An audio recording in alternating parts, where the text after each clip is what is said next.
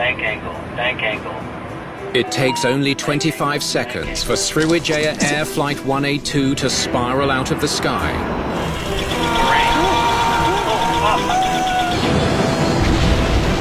and into the Java Sea. The airplane's acceleration was nearly approaching the speed of sound on the way down.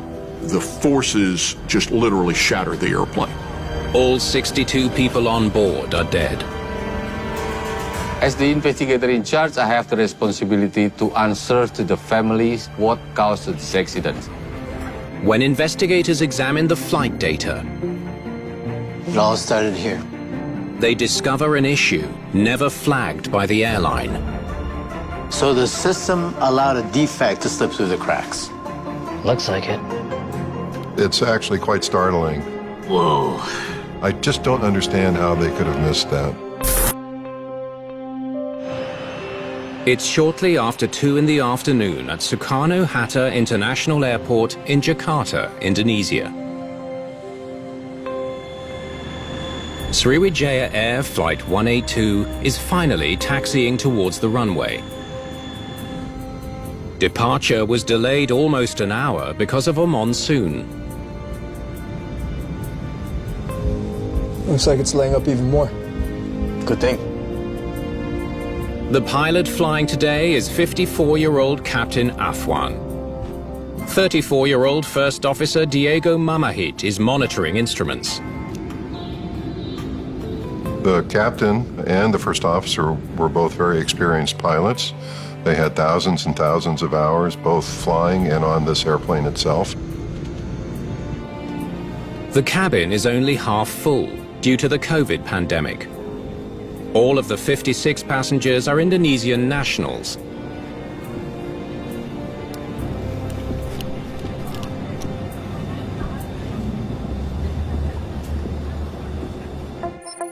Flight 182 will turn northeast from Jakarta, fly over the Java Sea to reach its destination of Pontianak on the island of Borneo. In Indonesia, air travel is a mainstay of transportation. Because there are so many islands, customers use air transportation as a routine means of getting from one place to another. The crew performs last-minute checks before takeoff. Auto throttle. Arm. Flaps. 5. Stabilizer trip. Set. They're flying a 26-year-old Boeing 737-500. In an island archipelago like Indonesia, the 737 series airplanes is perfect. It operates well on and off of shorter runways. It was built for short-haul flights. It is very common for 737s to fly 8, 10, 12 legs in a day. It's a workhorse. Sriwijaya 182, runway 25 right, clear for takeoff. Runway 25 right, clear for takeoff. Sriwijaya 182. Ready? Ready. The crew gets ready for a busy day. Takeoff thrust set. They're scheduled to fly several legs by the end of their shift. Speed increasing. 80 knots.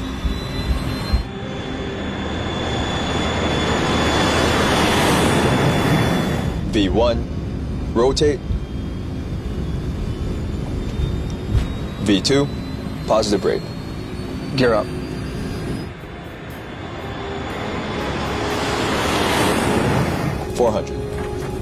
Flaps 1. Just after liftoff, LNAV. Captain Afwan engages the autopilot.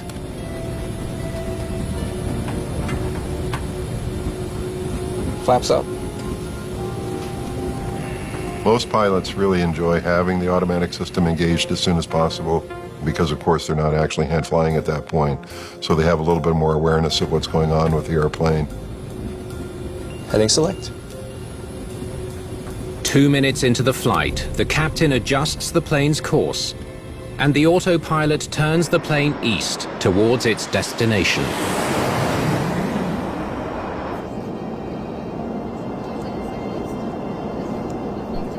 In the cabin, passengers settle in for the 90-minute flight.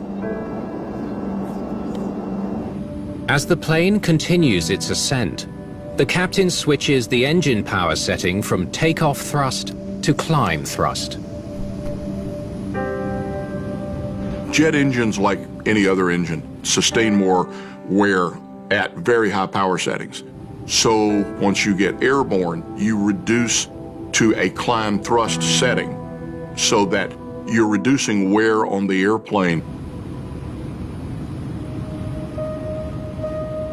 Captain? Almost 3 minutes into the flight, the first officer spots something concerning. Looks like it might get rough ahead.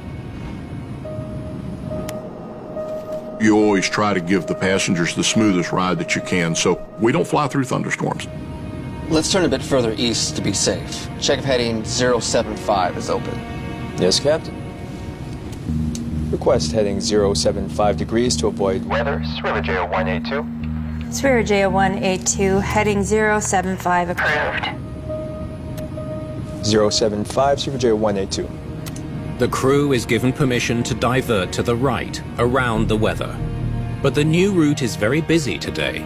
Sriwijaya 182, stop climbing at 110. To avoid other aircraft, they're instructed to level off at 11,000 feet. Stop climbing at 110. Copy, Sriwijaya 182. Captain, change altitude to 110. 110. The Boeing 737 continues its right turn.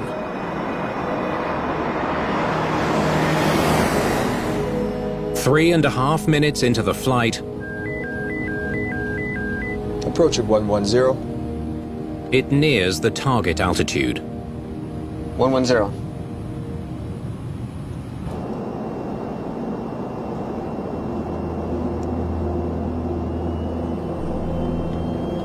In the cabin, the passengers begin to sense the plane banking left. It continues until the plane is on its side.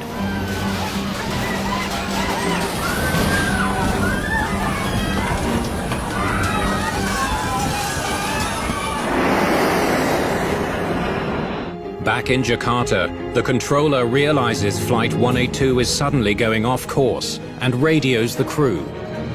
Sriwijaya 182, what's your heading?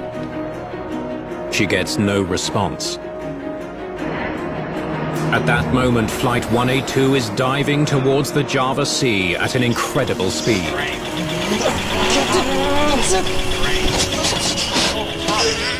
Captain Afwan is desperately trying to regain control of the plane.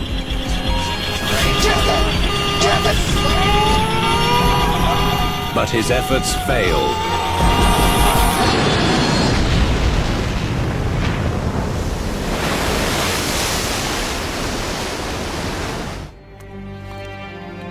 The airplane's acceleration was nearly approaching the speed of sound on the way down. The forces just literally shattered the airplane. A little more than 4 hours after Sriwijaya Air Flight 182 disappears from radar, search and rescue teams reach the plane's last reported coordinates, 11 nautical miles northwest of Jakarta, over the Java Sea.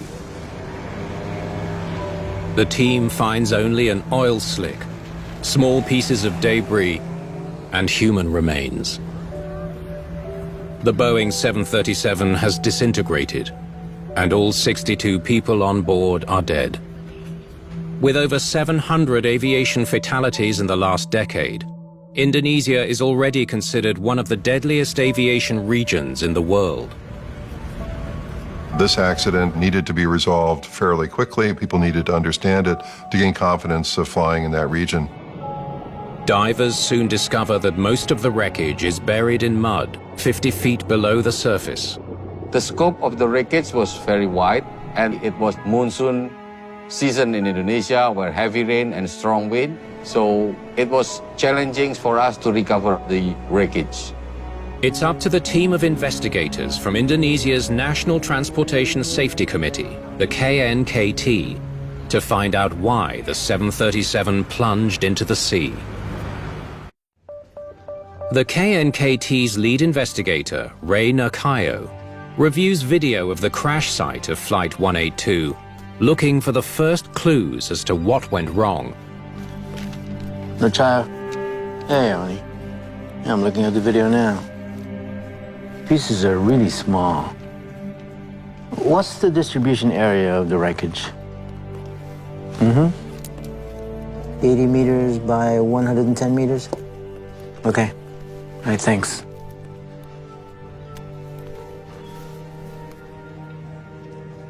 When I saw the debris, I was quite shocked. Even the strongest part of the aircraft, such as engine, it's destroyed. So my impression was that the impact speed was very high.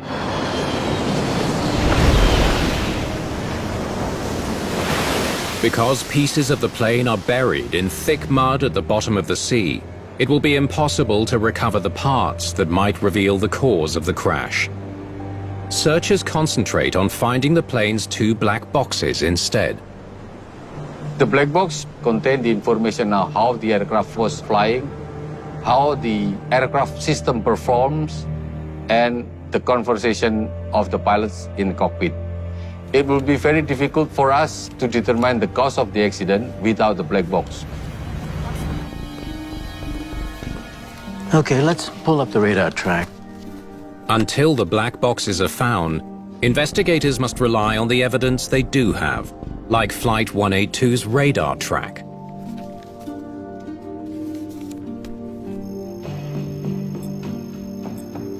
Everything looks fine so far. You turn right toward the destination. Deviates left.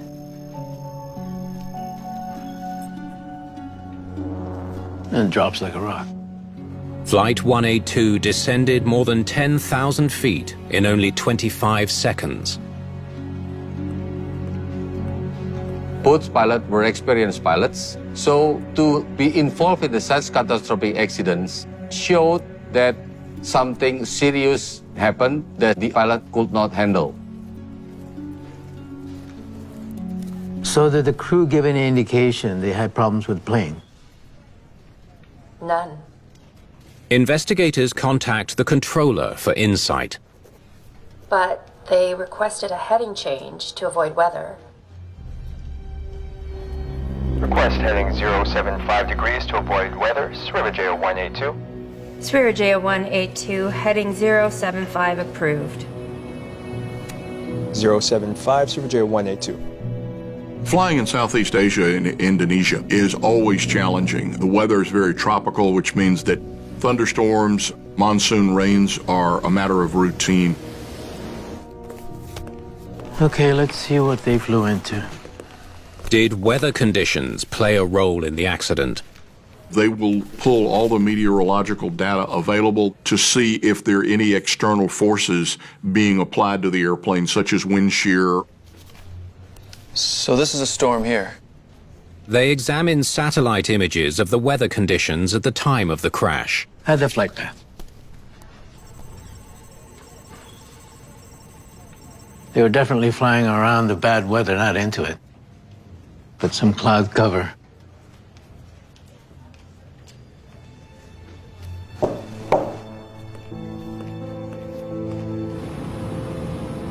The pilot did not fly in the storm cloud. However, they were still in a cloud that prevent them to see the horizon.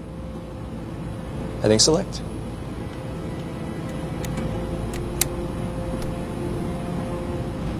Without more evidence, it will be hard to know if the heavy clouds played a role.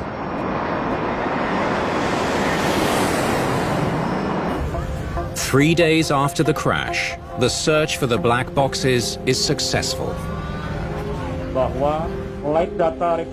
The flight data recorder has been found.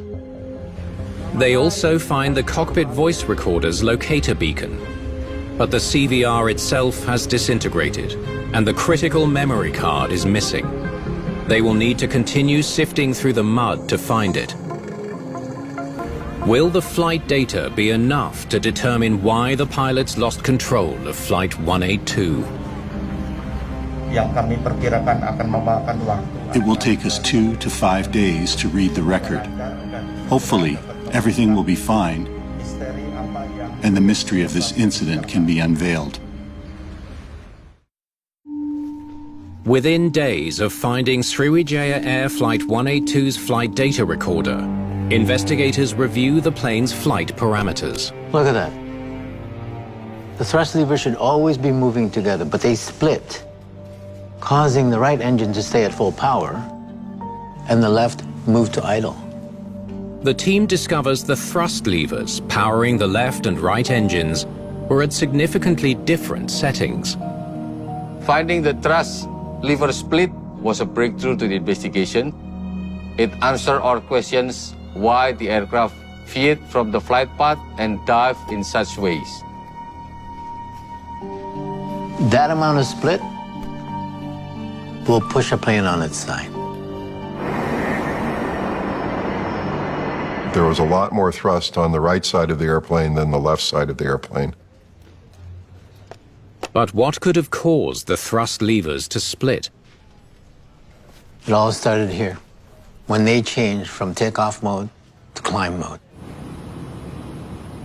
2.5 minutes into the flight, the captain switches the autopilot and auto throttle settings to reduce engine power.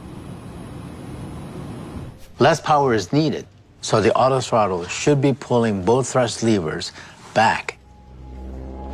But the right one doesn't budge. To reach the lower combined engine power, the auto throttle pulls the left thrust lever much further back than normal to compensate for the stuck right thrust lever. Clearly, something was preventing it from coming back, whether the auto throttle was not commanding it properly, or was there something mechanical holding the throttle from not coming back? But even if the auto throttle caused an asymmetry, pilots are trained to deal with this kind of issue. During the investigation, one of our questions was why such significant differences between left and right thrust lever resulting in the catastrophic event. A minute after the split starts, the plane starts rolling left. And then it takes about 15 seconds before the pilot disengages the autopilot and takes control. That's not the only strange thing. Instead of leveling the plane, the captain turned it into a steeper left bank. Light and slow. Bank angle, bank angle. Why would the captain turn the control wheel the wrong way? I see. Looks like the control wheel is holding right. The autopilot held the control wheel right to fight the left roll.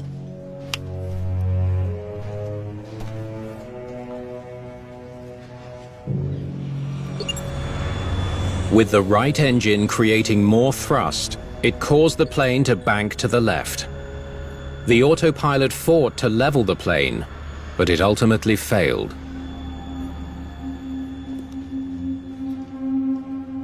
Maybe when the captain looks at the control wheel, he thinks the plane is turning right.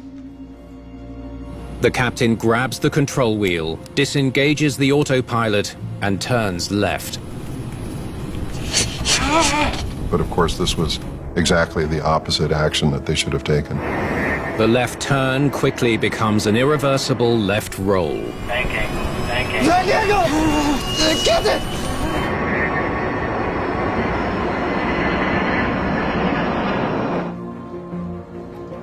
8 seconds before plunging into the water, the captain tries to salvage the situation.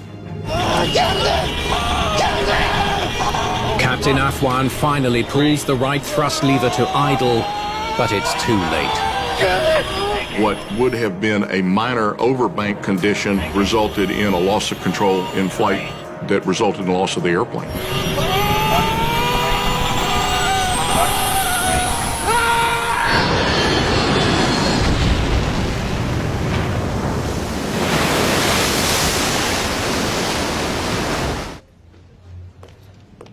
Why did the pilots end up in this situation in the first place? Investigators still need to find out what caused the right thrust lever to jam at takeoff power. But with most of the plane's wreckage still on the bottom of the sea, they'll have to look elsewhere for clues. The investigation into the crash of Sriwijaya Air Flight 182 now focuses on the aircraft maintenance log to explain why the aircraft's right thrust lever didn't move back. So you got the records now? Yeah, but it's going to take a while to get through these. The records date back to 2012, the year Sriwijaya Air leased the then 18-year-old Boeing 737. Aircraft maintenance logs are a great source of history that lets you recreate the overall health of the airplane and ensure that it's being maintained correctly. After every flight, a technician checks the maintenance log. It lists issues the pilot reported during the flight and the action taken to address them.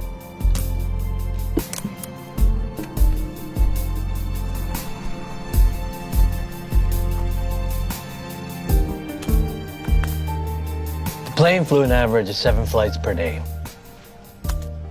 Adds up to over 10,000 pages. Okay, let's get to it. It will take time to review each record. Meanwhile, the victims' families are desperate for answers. As the investigator in charge, I have the responsibility to answer to the families and the public what caused this accident. Such tragic accidents need a good explanation for the family to understand why they lost their loved ones. We found something. After several weeks of searching maintenance logs, investigators discover an alarming pattern. The accident aircraft enters Srivijaya's fleet in the spring of 2012 and crashes 2021. On November 7th, 2013, a pilot reports an auto throttle malfunction. From then until 5 days before the accident flight, there are 64 more reports of auto throttle malfunction. That's a lot. And none of the reports are very detailed. In fact, not a single pilot report mentions the thrust levers splitting. The autothrottle system was routinely written up as either unserviceable or causing problems. There was not a lot of specific information. How'd they follow up? They tried a number of things. Most of the time, they only cleaned the connectors on the auto throttle computer, checked the computer systems, the bare minimum. When maintenance gets back a report that the autothrottle malfunctioned, their first action is to verify if the computing system is working or not. To do that, technicians disconnect the autothrottle computers from the system, clean the electrical connectors, and then reattach them.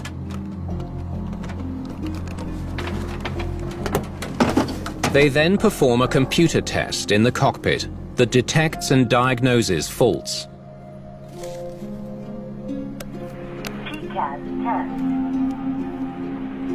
So they'd clean the connectors, do a test, get a no faults result, and consider the case closed.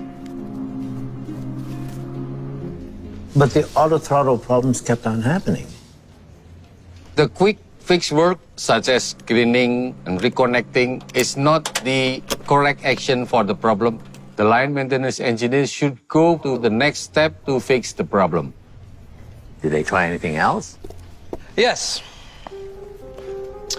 From 2014 up until a week before the accident flight, they replaced various computers and other components. And then they would do the same test, get a no faults report, and put the plane back in service. Only for the same autothrottle problem to pop up again within a few weeks or less. So why wasn't the computer test catching the problem? Because the test has limits. The post-maintenance test only checked the autothrottle system's computers and power supply. It wasn't capable of finding any faults in the auto-throttle mechanical systems, like the cables to the engines. They were doing what I would consider limited troubleshooting. They were utilizing the flight management computer, but interrogating a very small portion of the system.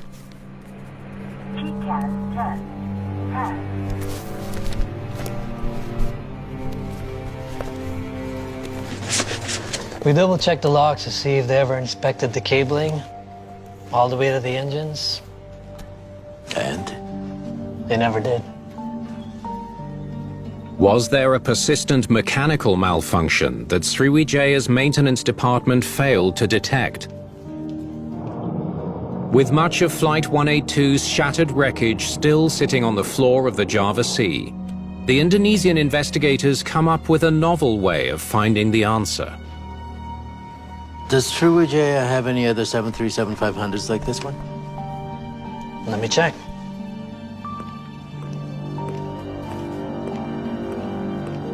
They do. Same age, entered the fleet, same time. Let's check its logs and see if it's plagued with similar issues. Could the examination of a similar Sriwijaya plane explain why Flight 182's right thrust lever jammed? Investigators turned their attention to another 737-500 under maintenance in Sriwijaya Air's fleet to understand why the right thrust lever of Flight 182 might have jammed. Well, we can't recreate the computer test, but we can still check out the thrust lever.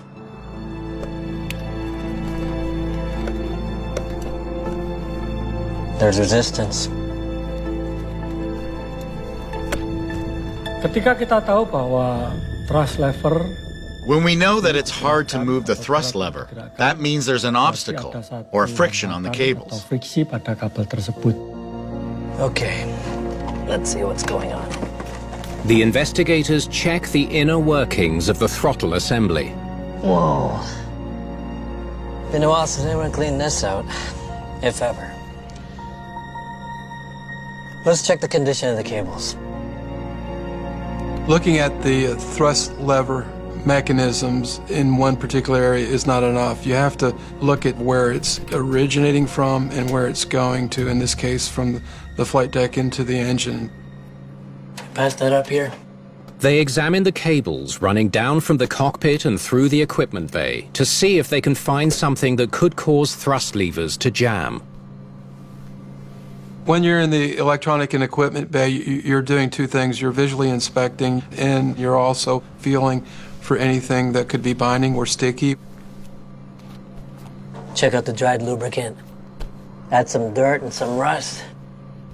That's a recipe for cable binding. Binding prevents the thrust lever from being pushed or pulled. It's like it's pinched.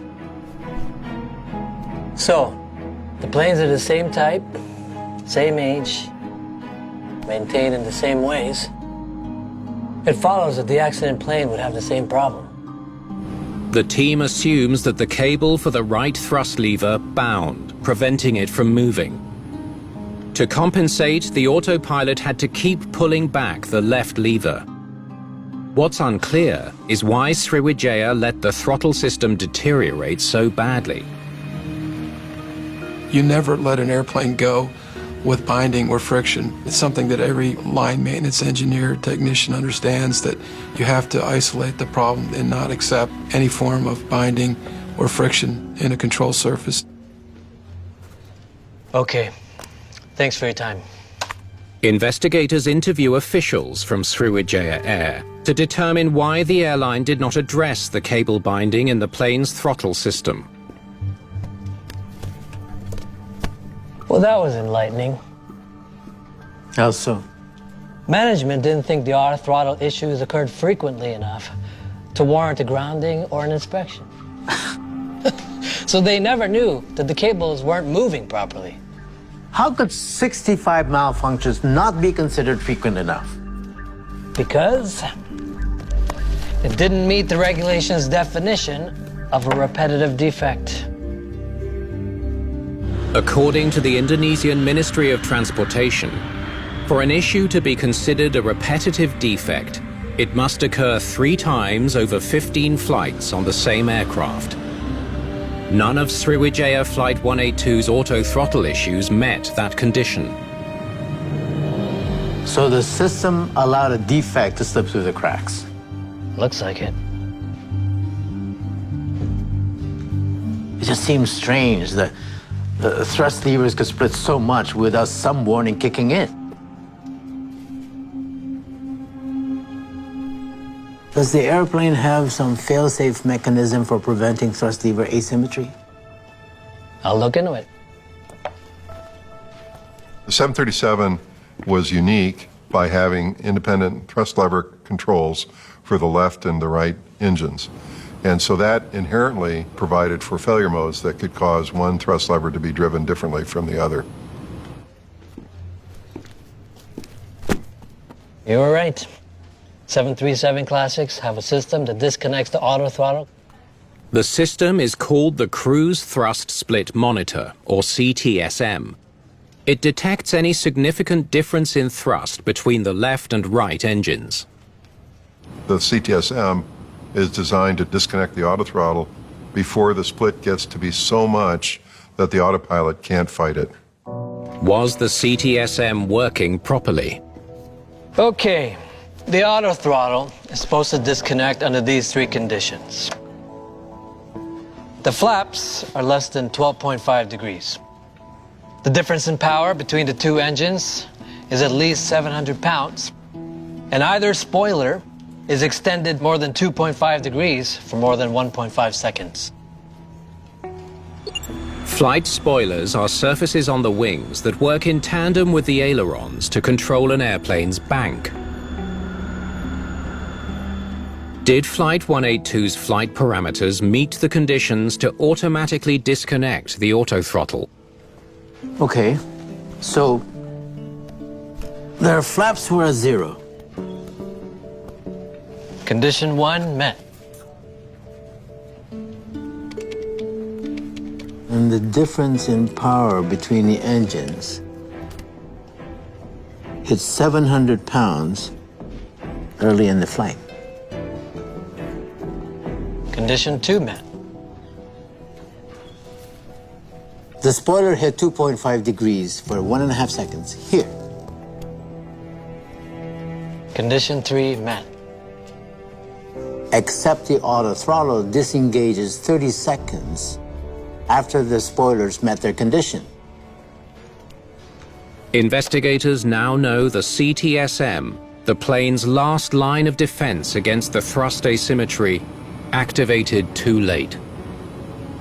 The CTSM should have disconnected the autopilot and the autothrottle. Had the alarm sounded on the autothrottle disconnect, the flight crew members' attention would have been turned to the thrust levers, and they would have seen the split. So, why did it take 30 seconds for the spoiler to trigger the CTSM? The wreckage won't give us that answer.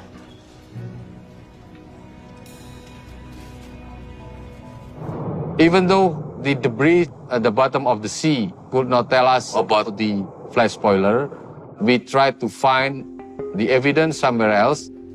Investigators searched the maintenance records of the crashed 737 for evidence that would explain why the spoiler malfunctioned. Anything? Nothing. And it looks like there was no requirement to check it. We found that there was no instruction from the aircraft manufacturer to inspect the flash spoiler system unless there was an abnormality. As a result, the investigators have no way to determine what exactly caused the critical 30-second delay. Here's the thing. Even though the autothrottle disengaged 30 seconds later than it should have, it doesn't explain why the pilots never caught the thrust asymmetry in the first place.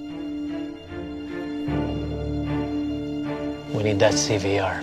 Hearing what happened inside the cockpit may be the only way to explain why the crew was late responding to the split thrust. Nearly 3 months after the accident, the investigation gets a big break. Divers find the memory card from Sriwijaya Air Flight 182's cockpit voice recorder.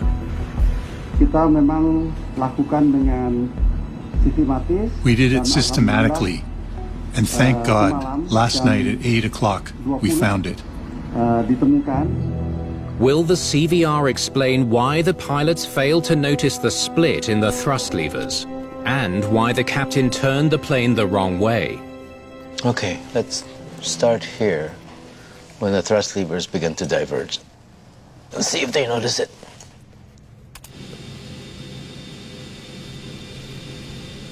Request heading change to 075 degrees to avoid weather. Sriwijaya 182. Sriwijaya 182, heading 075 approved. 075, Sriwijaya 182.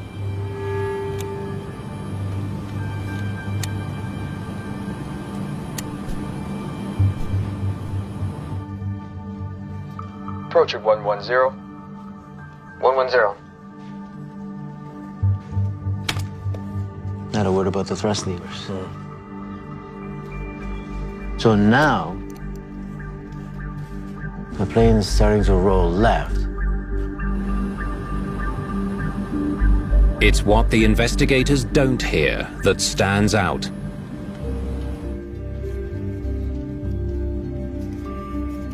They don't notice. They're not paying attention to the aircraft. This is the time when the pilots should have time to monitor the aircraft. The FDR shows the pilots had several indications that things were going wrong on Flight 182. If they had monitored their primary flight display, they would have noticed that they were in a left bank instead of a right one. If they had looked at the control column, they would have seen that it didn't return to center after commanding the right turn. And most importantly, if they had checked their thrust levers, they would have realized that they were split. These are three major breakdowns in the way the airplane is supposed to be operating, any one of which should have drawn the attention of either flight crew member.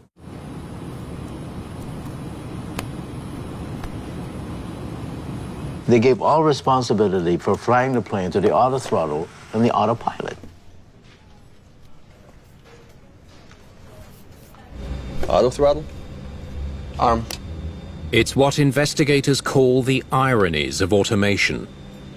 Flight crews become more and more confident that the automatic system is going to fly the airplane safely. So the pilot's not really thinking that the airplane is going to be in any kind of difficulty. So when did they finally clue in to the fact that they were banking left instead of right? Okay, let's hear more. Set standard. Sriwijaya 182, climbing to altitude 130, roger. 130. 130. Bank angle, bank angle.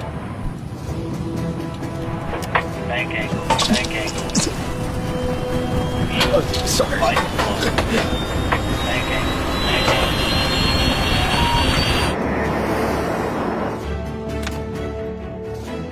They seem confused. They're totally unaware of their situation. Because they're flying in clouds but not looking at the instruments, it's the bank angle warning that clues them in.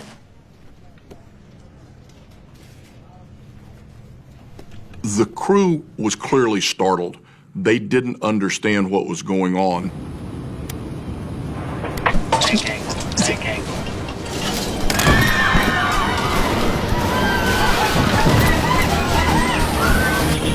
Terrain. Oh, up. Well, the captain hears the bank angle warning, looks at his control wheel, sees it deflected right, then turns it left, making the situation worse. Did the first officer provide any assistance to the captain? Bank angle, bank angle. Terrain. Captain! Oh, Captain! up. Terrain.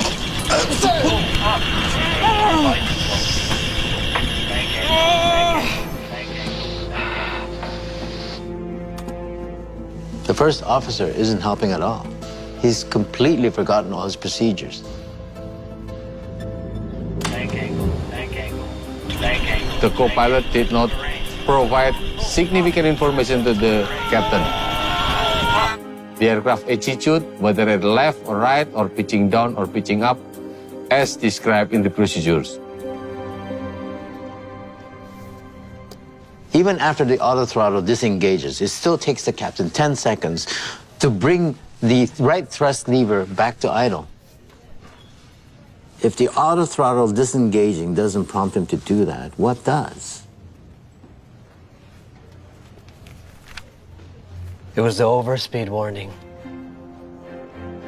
15 seconds into the dive, the plane is accelerating to near the speed of sound. It's on the verge of breaking up, so the cockpit's overspeed warning sounds. With the overspeed condition, that's when he finally realizes that both engines need to be at idle, and they make that correction. He finally corrects the asymmetry. It's too little, too late.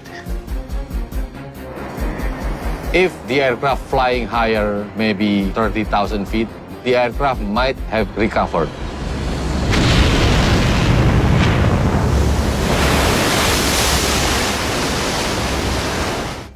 In the final report, released more than a year and a half after the crash, investigators highlight the many failings that contributed to the crash of Flight 182. Chief among them was the failure of the pilots to pay attention to what their plane was telling them during the flight. What happened was the sense of confidence and complacency towards the automation system may have caused poor monitoring and awareness of other instruments and activities. The report also highlights the failure of maintenance, both at the line and management levels, in recording a history of auto-throttle malfunctions. For them not to take the time to take the aircraft out of service and effectively troubleshoot it in today's era is just not heard of. You have to ensure that you're upholding safety and you're taking every action to troubleshoot and inspect the airplane. It was tragic that no pilot reported thrust lever split in their failures. They always reported them as autothrottle issues, but they didn't say the words thrust lever split. If the pilots don't report the problem accurately, nobody's going to fix it. Sriwijaya Air committed to improving its training for both pilots and maintenance engineers. But today, the airline is a much smaller operation. Its fleet consists of 4 aircraft. Only one of its 737-500s is still in use. This accident gave the world a valuable lesson that simple problems could lead to a catastrophe. There's our hope that this kind of incident will never happen again in the future.